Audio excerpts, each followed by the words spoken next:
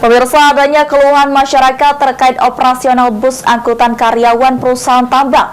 Maka pemerintah Kabupaten Muara Enim telah tetapkan 3 titik lokasi untuk penjemputan karyawan perusahaan tambang.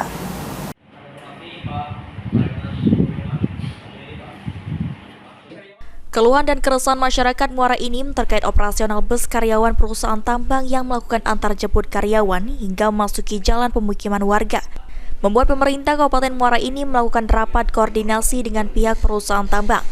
Hasilnya ada 3 titik lokasi sebagai center point untuk antar jemput karyawan untuk semua bus perusahaan. Disampaikan Asisten 1 Bidang Pemerintahan dan Serkap Pemerintah Kabupaten Muara Enim, 3 lokasi center point antar jemput bus karyawan tersebut di Terminal Kota Muara Enim, Terminal Regional, dan Lapangan Saringan Tanjung Enim. Nantinya Disub dan Satpol PP akan mengkondisikan lokasi untuk parkir motor bagi karyawan yang membawa motor ke lokasi, sekaligus untuk menjaga keamanan penitipan kendaraan karyawan.